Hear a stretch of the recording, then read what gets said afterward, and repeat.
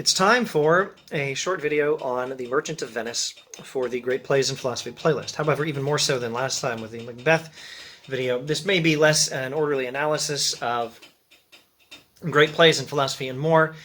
Philosophy nerd talks about Shakespeare, or even religion nerd talks about Shakespeare. And the Shakespeare in question is The Merchant of Venice, the magnificent drama or dramedy by Shakespeare. And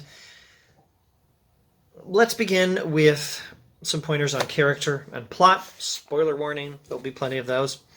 And say something about the themes and the issues in the play, and look at some possible interpretations of The Merchant of Venice, and then I'll throw out, maybe 4 or so brief perspectives on justice and or mercy. Justice and mercy being the major theme of the play. Let's begin with the beginning. Bassanio is a guy in Venice. That's in Italy. He wants to go to Belmont to woo Portia. That's P-O-R-T-I-A, but the way I hear it pronounced, at least, Portia, not Portia. Anyway, pronounce it how you want. I don't care. Bassanio wants to go to Belmont and woo Portia. Portia's beautiful. Portia's rich. It doesn't mean Bassanio doesn't honestly love her, but he may have motives. She's attractive. She's rich. Bassanio is not so rich. Not exactly. He needs some money to go to Belmont and woo Portia.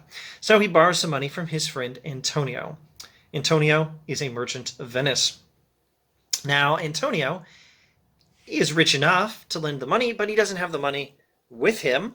How does Han Solo put it? I don't have it with me, says Antonio. And Antonio has the money in ships, tied up in ships full of expensive stuff out on the ocean. He doesn't have a lot of cash. He just has some really good investments. So Antonio borrows the money he needs from Shylock.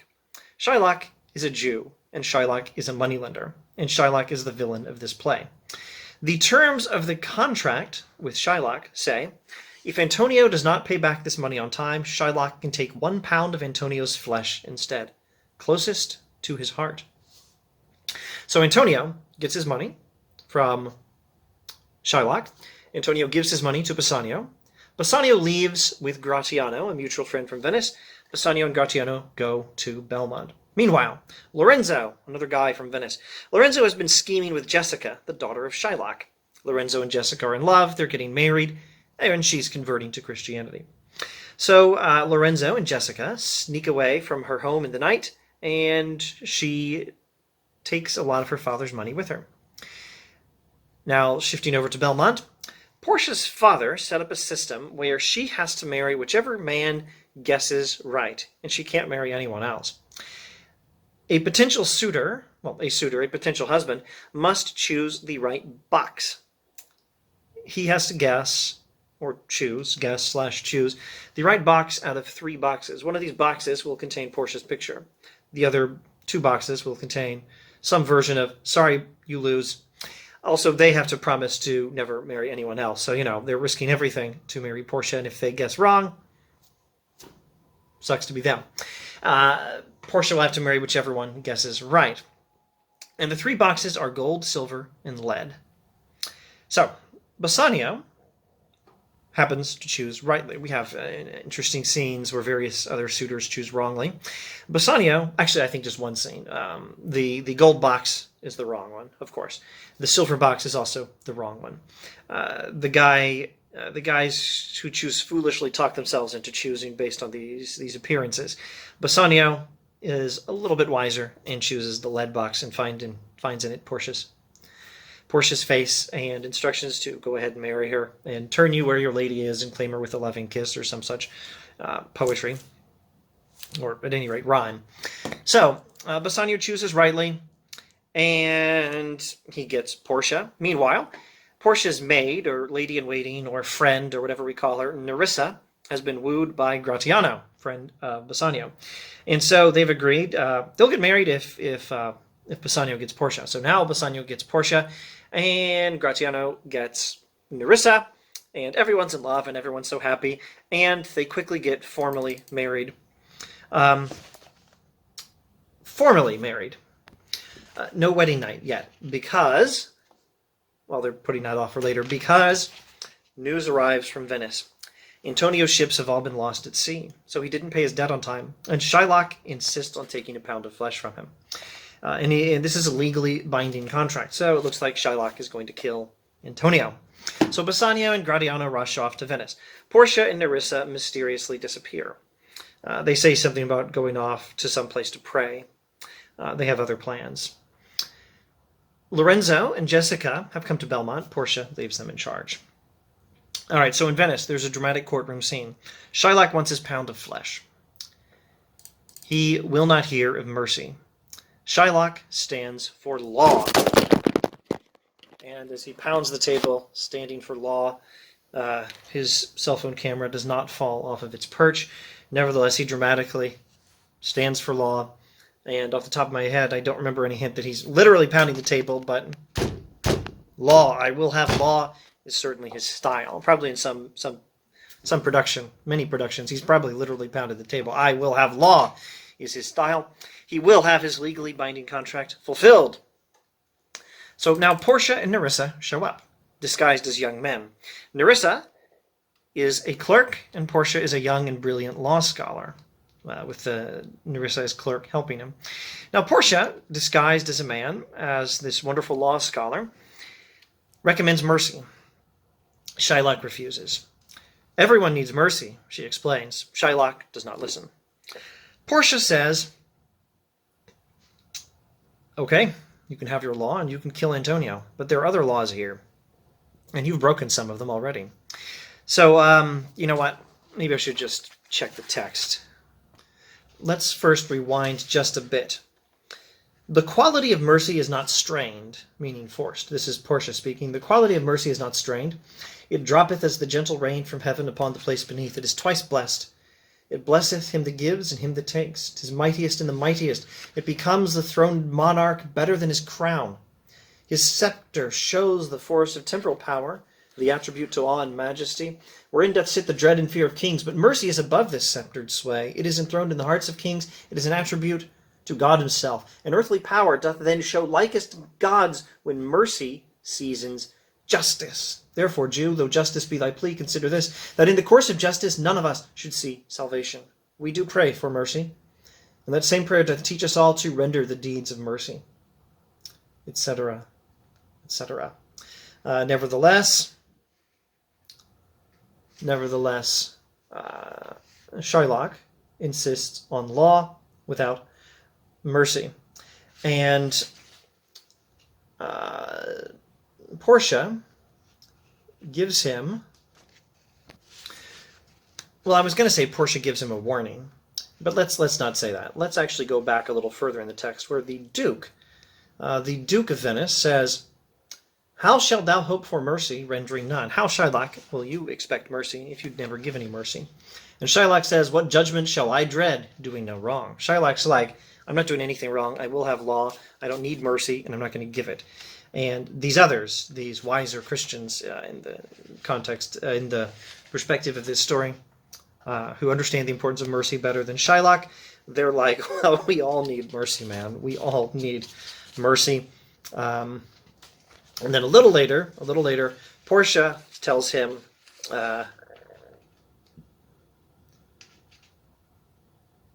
for as thou urgest justice, be assured, thou shalt have justice more than thou desirest. All right, Shylock, you want justice? You'll have even more than you want. So she tells Shylock, well, okay, you can have justice, you can have your law, and so you can take a pound of flesh from Antonio. But justice applies to you too, buddy, and you've broken some laws already, and you're going to break more if you go through with this. But go ahead. You said you're going to go through with it. You have to. Now you have to do it and condemn yourself. There are other laws here. You've already broken some, like you've tried to get a Christian guy killed. That's against the laws of Venice. And if you spill one drop of Antonio's blood, you're going to break another law. And these are serious crimes worth death or worth losing all your property. So, long story short, Shylock is given the mercy he denied Antonio. He doesn't have to die. He's allowed to go in peace. He has to become a Christian and leave his money to Jessica when he dies. And there's, towards the end of the play, some comedic marriage comedy involving Bassanio and Portia and Gratiano and Nerissa.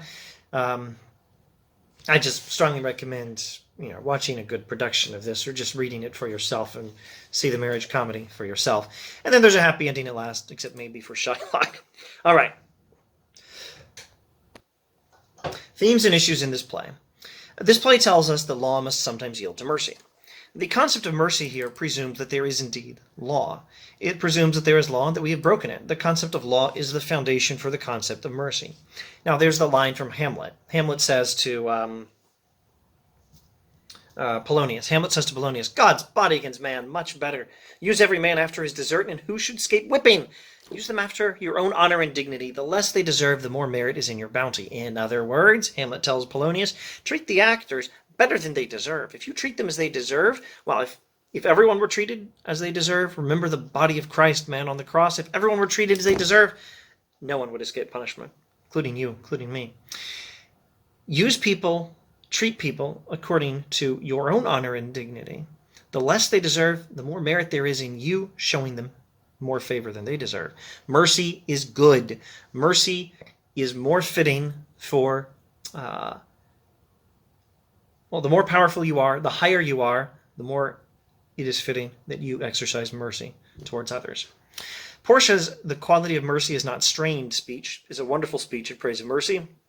I think you can read, I can't promise if you make a list of all the themes in that and in the Hamlet God's bodykins line that you won't find one proposition that's in one bit and not in another. But I think the God's bodykins man much better line from Hamlet overlaps very significantly with the Portia speech, mercy's not strained, etc.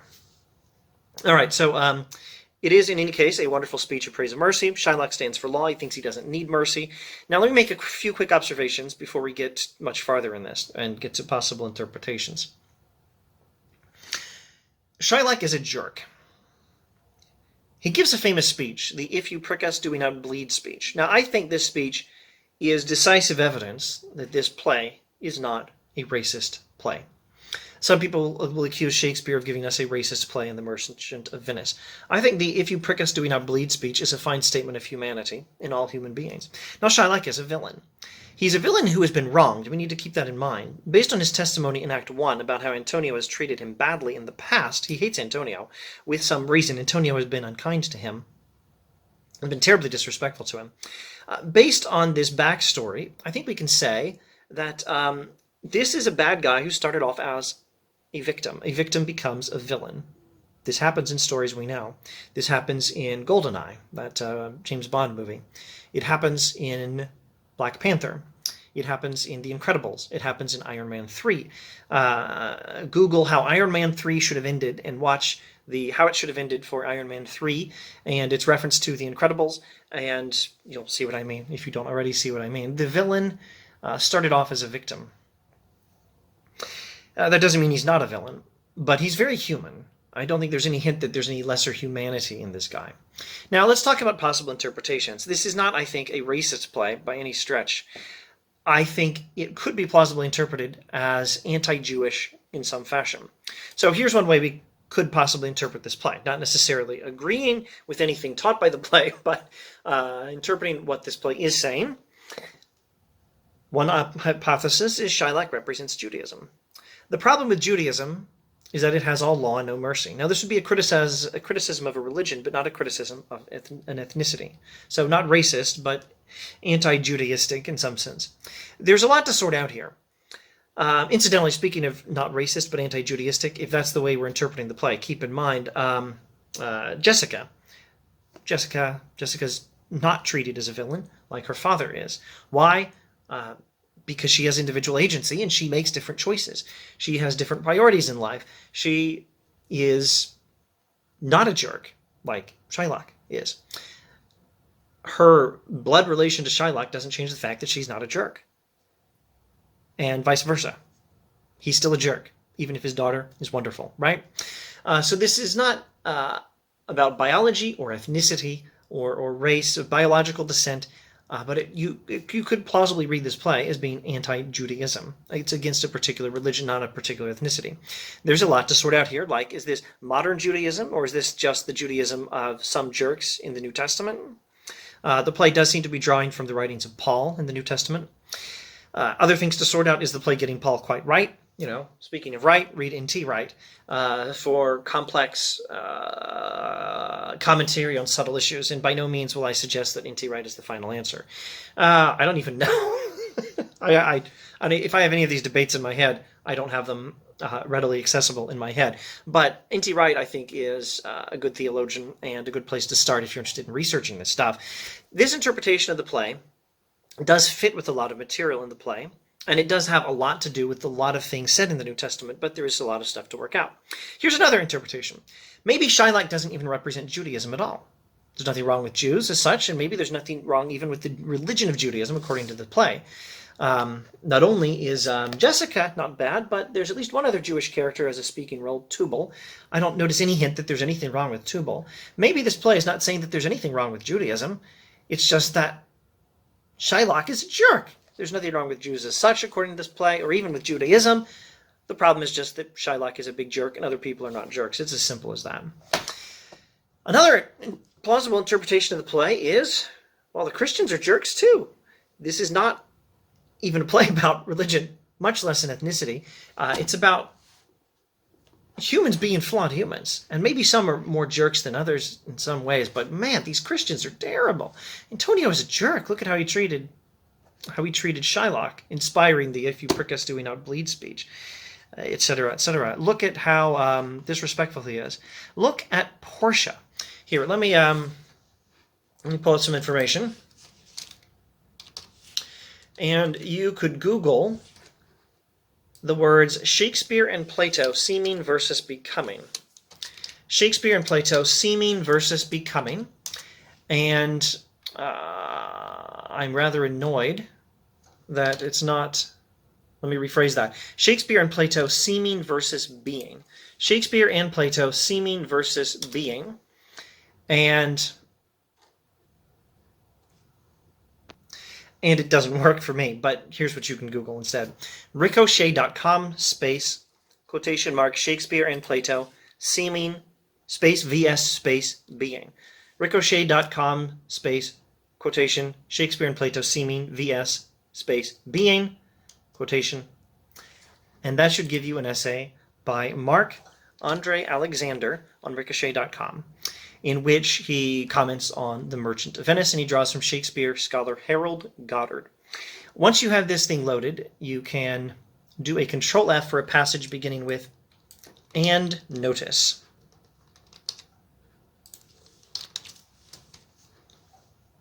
And notice that it is not Shylock, but Antonio who sets the terms of the agreement, as Harold C. Goddard points out, etc., etc. And if you read closely, you see that Shylock has no reason to believe Antonio's ships won't come in. Shylock's view is that this is a contract that reveals Antonio for what he is, not that Antonio and his Christian friends notice, etc., etc. As the play advances, the hypocrisy of the Christians becomes more and more evident. This hypocrisy becomes the dark stain on their souls. I'm reading from Mark Alexander on Ricochet.com. Events drive Shylock to distraction. Shylock is sorely mistreated, not only by Antonio and all the other Christians, or at least most of them, in Venice. His own daughter runs away, steals his wife's gift that she gave him a long time ago. That's terrible. As well as a lot of his money. She abandons her religious family heritage, and Shylock, even if he is a jerk, is driven half mad by all these terrible events happening in his life. Portia seems to be a lawyer. She asks Shylock, who has lost his daughter and is miserable and now revels in Antonio's misery, to extend Christian mercy. And he rightfully asks, why? And then she plays a judicial trick on Shylock, finds herself in a position to extend that same Christian mercy to Shylock, and what does she do? Still reading from Mark Alexander on Ricochet.com. And what does Portia do? She mercilessly destroys Shylock to the very core, robbing him of his ethnic and religious identity by forcing him to become a Christian, etc., etc. So there is a plausible interpretation of the play according to which Portia is a jerk too. Antonio is a jerk. The play is, at least in large part, about Christian hypocrisy, and not just about some flaw in Shylock's character and or some flaw in his particular religion. I'm not sure I have any solid interpretation of the play. I've usually taken the first or the second I think maybe the play is not even criticizing Judaism. It's just criticizing Shylock for being a jerk. I can't deny that I've thought that the play was critiquing Judaism. It's certainly not a racial thing. It was purely a religious dispute. I've usually had one of those views, but I don't know. I would need a full lifetime, perhaps, to read this play 100 times and sift through these other interpretations. Maybe read the book Alexander is citing from Goddard. Anyway, those are some plausible interpretations of this play. At any rate, it's a wonderful piece of literature. Portia's speech in praise of mercy is great, and let me give you a few quick hints on some philosophical perspectives on justice and or mercy. So Plato talks about justice. The having and doing of one's own is, it's probably the Grube translation of the Republic. That's a definition of justice from Plato's Republic, and of course Plato's Republic goes into massive detail on how to think of justice in terms of the human soul. Justice is in the soul. And not just something we do in the city. Justice is written into the soul, so is injustice, etc. Not a whole lot about mercy, though, that I can think of in Plato off the top of my head. Now, John Rawls talks about justice. He says justice is fairness. Justice guarantees an equal claim to certain basic rights. But again, we're not talking so much about mercy yet. Let's make a quick observation on Seneca. Seneca, in a letter to Nero, explains, that's Emperor Nero now, one of the Roman emperors who wasn't the best guy. Seneca explains to Nero, mercy is great. Mercy fits human nature. Mercy is especially fitting for a ruler. Mercy makes a ruler the friend of the people, something Mencius also said in Chinese philosophy. Mercy makes a ruler the friend of the people. Mercy makes him thereby a more successful monarch. Mercy is the difference between a king and a tyrant. Mercy is a thing that should be balanced as a mean, a balance between extremes. Don't have too much mercy, but certainly don't have too little. And if you must make a mistake, if it's hard to know where exactly is the right balance, if you don't have too much mercy or too little mercy, aim this way. If you're not sure where exactly is the right balance, err on the side of mercy if you must err. Now, Augustine says, justice is giving everything what it deserves, and particularly giving God what God deserves. Love God. And we can have both justice and mercy through the gospel. Augustine giving the Christian perspective. Nietzsche will tell us Christian mercy is weakness. Real mercy will be having so much power that you don't even need to punish. That is a Nietzschean perspective in favor of mercy, but for some somewhat different reasons. Okay. I guess I'm done. I reiterate, this is a wonderful piece of literature, and don't jump hastily to any oversimplified interpretations, but wonderful piece of literature, regardless. Highly recommended reading. So long. Maybe we'll do some Rosencrantz and Guildenstern are Dead next time.